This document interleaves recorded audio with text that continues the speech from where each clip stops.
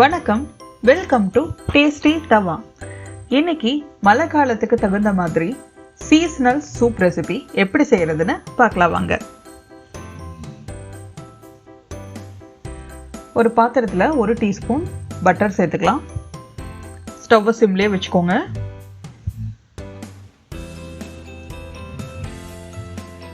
ஒரு table spoon வெங்காயம் பொடியாக நறுக்கினது சேர்த்துக்கலாம். 2 டேபிள் ஸ்பூன் கேரட் பொடியாக நறுக்கினது, 2 டேபிள் ஸ்பூன் பீன்ஸ் பொடியாக நறுக்கினது, 2 tablespoon sweet corn, 2 tablespoon mushroom, 1 tablespoon வெங்காயத்தாள் பொடியாக நறுக்கினது எல்லாத்தையும் சேர்த்துக்கலாம். சேர்த்துட்டு 1 நிமிஷம் வெண்ணெயிலேயே ஸ்லோ ஃப்ளேமில் வதக்கி விடுங்க. சூப்பை பொறுத்த வரைக்கும் வெஜிடபிள்ஸ் எல்லாம் ஸ்லோ குக் பண்ணாதான் வெஜிடபிள்ஸில் இருக்கக்கூடிய விட்டமின்ஸ் மினரல்ஸ் வேஸ்ட் ஆகாமல் இருக்கும்.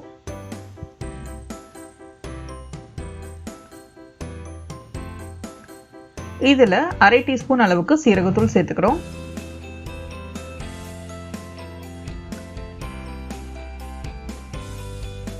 காய்கறிக்கு தேவையான அளவு உப்பு சேர்த்துக்கிறோம். சேர்த்துட்டு நல்லா மிக்ஸ் பண்ணி விடுங்க. எல்லாமே சேர்ந்து வரட்டும். இப்போ 2 டேபிள் ஸ்பூன் பொடியாக நறுக்கின முட்டைக்கோஸ் சேர்த்துக்கிறோம். இந்த சூப்பில் யூஸ் பண்ணியிருக்கிற வெஜிடபிள்ஸ் எல்லாமே அதிக நார்ச்சத்து உள்ள வெஜிடபிள்ஸ், குறைவான கலோரி உள்ள வெஜிடபிள்ஸ். அதனால் வெயிட் லாஸ் இருக்கிறவங்க இந்த சூப் அடிக்கடி எடுத்துக்கலாம். ஃபில்லிங்காகவும் இருக்கும், டயட் பண்ண மாதிரி இருக்கும். இப்போ எல்லா வெஜிடபிள்ஸும் நல்லா வதங்கி வந்துருச்சு. இப்போ 5லிருந்து 6 கப் அளவுக்கு தண்ணி சேர்த்துக்கலாம்.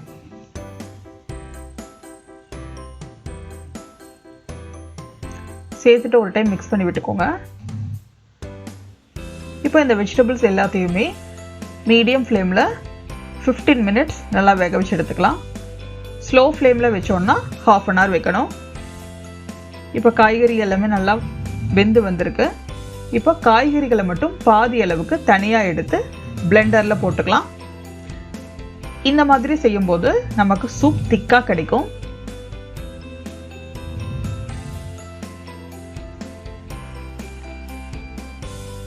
பாதி அளவு எடுத்தாச்சு. இது கூட 6 பல் பூண்டு சேர்த்துக்கலாம். சேர்த்து கொஞ்சமாக தண்ணி ஊற்றி நைஸ் பேஸ்ட்டாக அரைச்சி எடுத்துக்கலாம். அரைச்ச பேஸ்ட்டை சூப்பில் சேர்த்துக்கலாம். சேர்த்து கலந்து விட்டு பாருங்கள், சூப் கொஞ்சம் திக்காக இருக்கும்.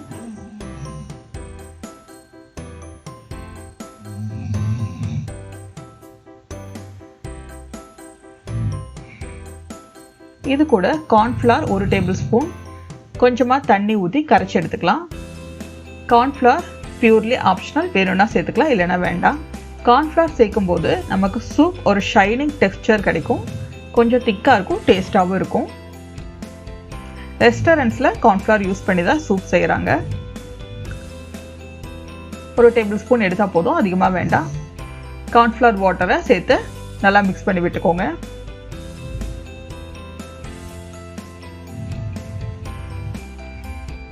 நல்ல ஒரு கொதி வரும்போது 3/4 டீஸ்பூன் அளவுக்கு மிளகுத்தூள் சேர்த்துக்கிறோம்.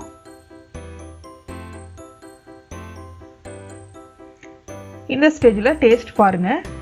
உப்பு தேவைப்பட்டால் இந்த ஸ்டேஜில் சேர்த்துக்கோங்க.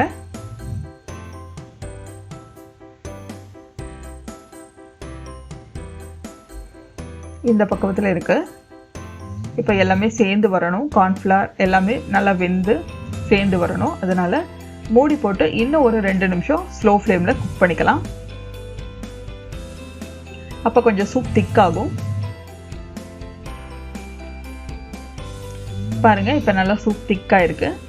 இது கரெக்டான பக்குவம். சூப் நல்லா திக்காக ஷைனிங்காக இருக்குது பாருங்கள். அவ்வளோதான், சர்வ் பண்ணிடலாம். சூடாக சர்வ் பண்ணுங்கள்.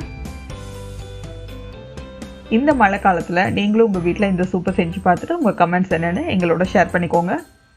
பரிமாறும்போது ஸ்ப்ரிங் ஆனியன் இல்லைன்னா கொத்தமல்லி இலைகள், கொஞ்சம் உப்பு, மிளகுத்தூள் சேர்த்து பரிமாறுங்க. ரொம்ப சூப்பராக இருக்கும்.